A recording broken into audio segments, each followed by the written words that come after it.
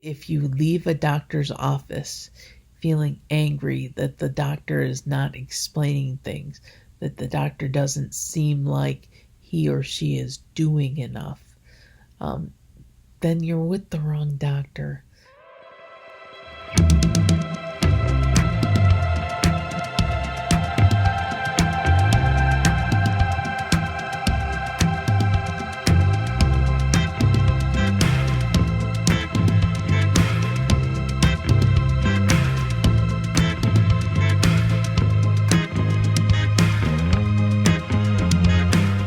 Hi, it's Nani, and welcome to Chronicles of Nani, the chronicles of my life living with primary progressive multiple sclerosis.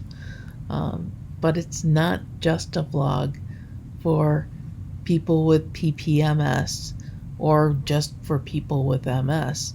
I'm also, I don't walk. I'm in a wheelchair anytime that I leave this recliner and go someplace, it's in a wheelchair and someone has to help get me there. So hit that subscribe button. The subscriber number goes up, our community grows.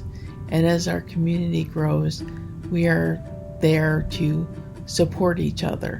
Whether you're leaving a comment saying, "Oh, I totally understand, I've been there," or "I agree with you," or "No, that's not that way with me. It's a little different."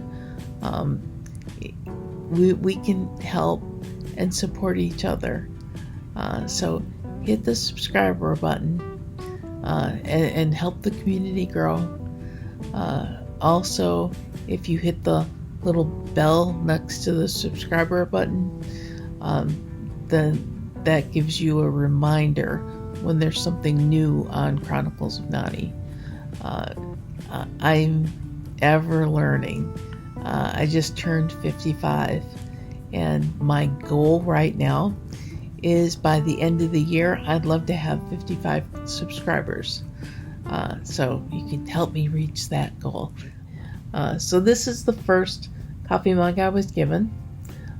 This is my scrapbooking coffee mug. And I did just ask for the scrap coffee mug. So I was brought out the scrapbook coffee mug, and it's a wonderful mug that I bought for myself because I just looked at the logo and I said, "Oh my gosh, that absolutely describes me." I love scrapbooking. In fact, one of my scrapbook's first pages actually is a play on the late Mike Sexton's beginning of World Poker Tour events, which I'm not the poker addict, that's my husband, but there's poker on TV a lot, so I'm used to a lot of poker.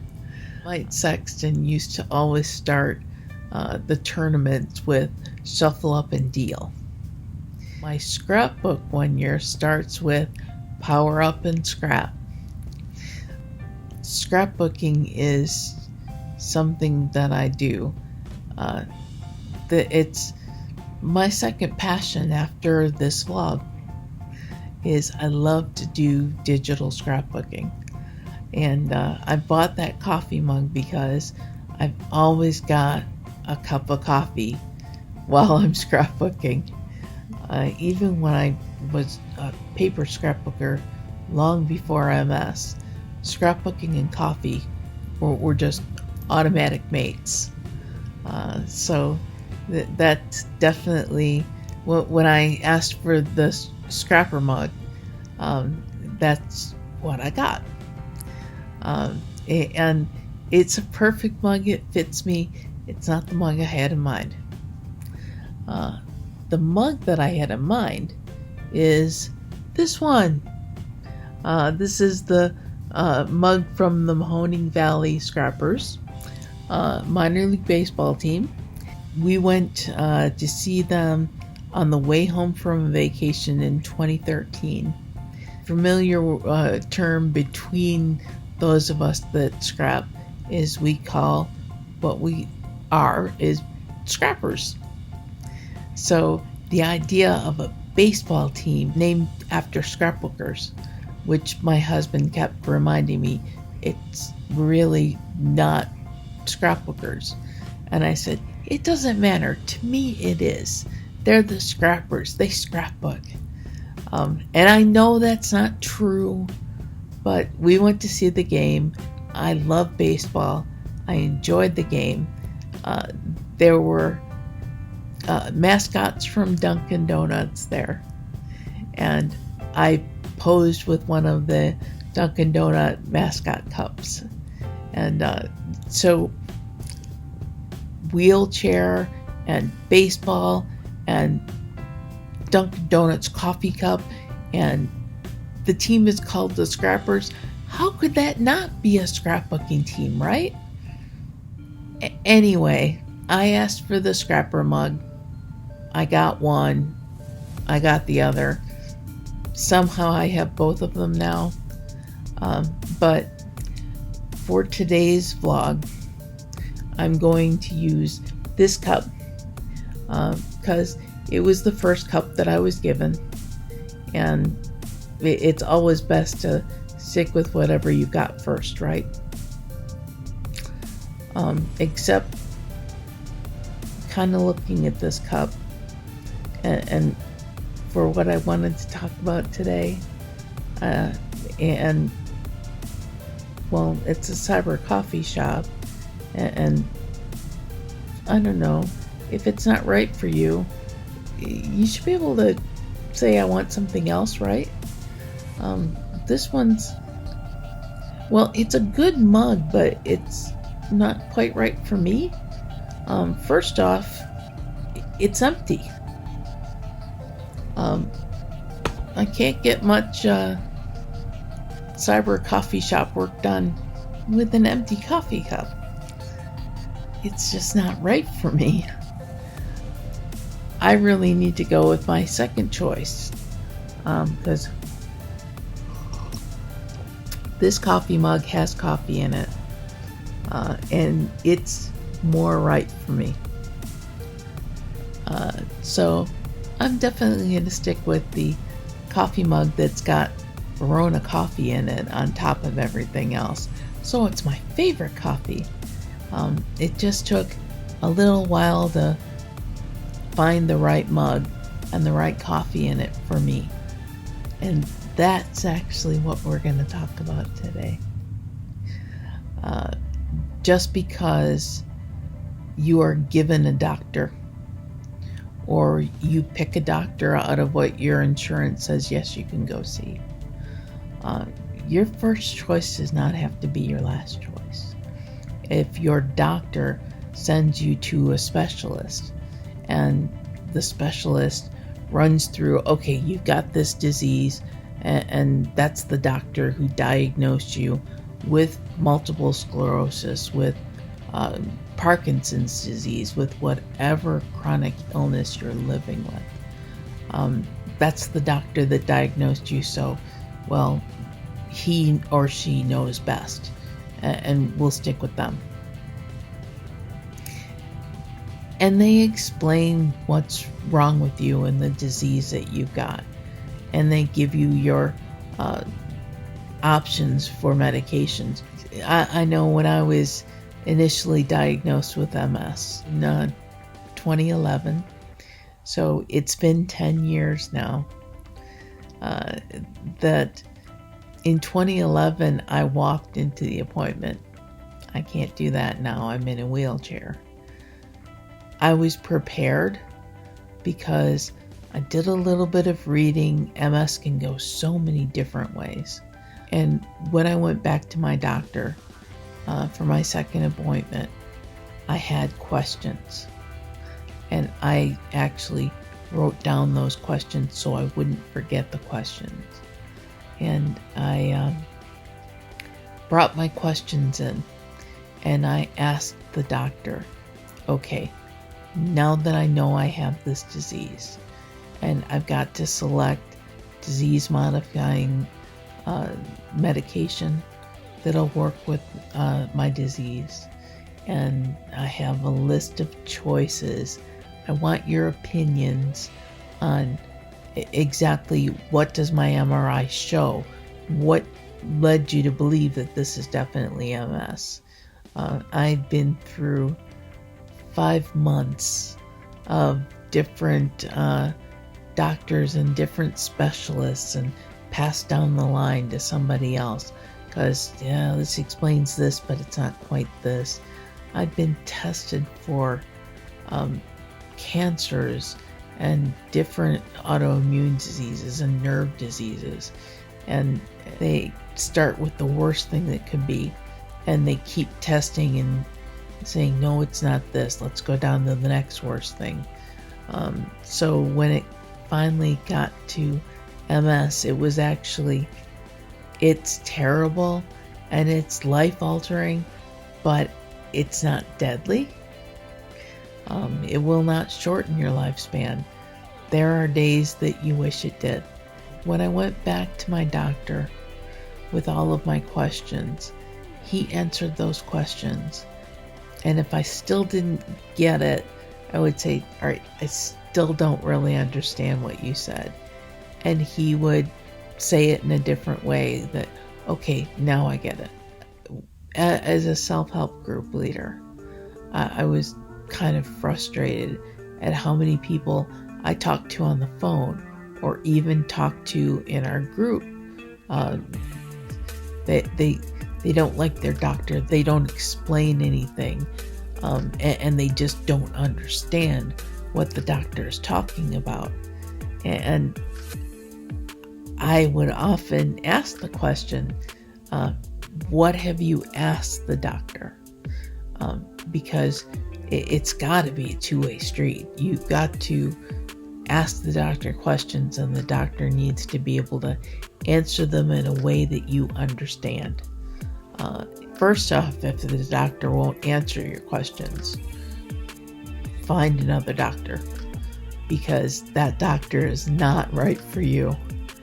But the other thing is, if the doctor is not willing to answer your questions in a way that you understand, then they aren't doing you any good. They aren't helping you deal with the life-altering disease that they've diagnosed you with.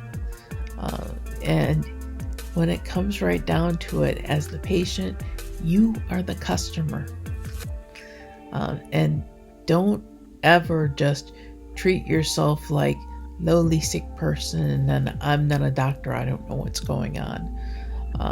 Part of the capabilities of a doctor and all of their studying, all of their learning, their knowledge, is that they can explain it in a way that you can understand. And if you still don't understand after talking to your doctor for a while, find another doctor that makes it easier to understand. I got lucky with my neurologist. My neurologist was able to explain things so that I could understand them. At the Mellon Center at Cleveland Clinic, you have your neurologist, but they're part of a team. It's also one of those reasons that you should definitely go when there is a speaker and it's a neurologist explaining the disease you already have, and you already have a neurologist that you're happy with. But I went to a dinner for a drug I was already taking, and the neurologist who spoke at the dinner, he talked about the drug and what the drug actually does once it's in your blood system. And it actually brought a, oh, now I get it moments, because he explained how the drug works and it made me understand it. And that's why you get lots of opinions and talk to or listen to lots of professionals explaining different things about your disease, about drugs you can take to alter and make it easier for you to deal with your disease, especially if it's a chronic illness for which there is no cure.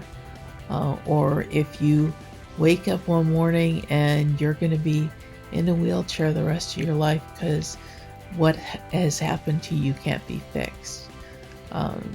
It's get lots of opinions and lots of thoughts, and that's not even saying change your doctor. It's just get thoughts and opinions to go with what your doctor has said. Know as much as you can. If your doctor, if your specialist does not explain things to you in a way that you understand, if you don't feel respected when you are talking to your doctor, definitely go to a second specialist, a second doctor. You have the right to do that. And find the doctor that explains things in a way that you understand and in a way that leaves you feeling when you leave their office like, I can exist, I can thrive, not just survive, I can thrive, even though I'm dealing with this thing that's changed my life. There are things I can do to make it tolerable, to even make my life happy again, even though it's different. So that's the end of our conversation for this week. Never, ever, ever be afraid to say, this doctor or this specialist doesn't work for me. Just because you're referred to a different doctor or a different specialist by a doctor that you trust doesn't mean that you're going to the perfect specialist for you. Don't be afraid to go back to your doctor and say, can you refer me to somebody else? I'm not getting the respect and explanation that I deserve from this specialist. I need to go to a different specialist. If you're getting a doctor who leaves you feeling that you understand what the doctor has said, then you've got the right doctor for you, and it's worth trying different doctors until you find one that leaves you feeling the respect is mutual. If you leave a doctor's office feeling angry that the doctor is not explaining things, that the doctor doesn't seem like he or she is doing enough, then you're with the wrong doctor. 8 o'clock, we debut the vlog every week on Friday. And if you don't make it on Friday, the Cyber Coffee Shop is open 24/7. As I've said before, you don't have to watch every week. Binge watch every now and then. I always suggest popcorn to go with your coffee at the Cyber Coffee Shop for binge watching, and share this vlog. And I will talk to you next week.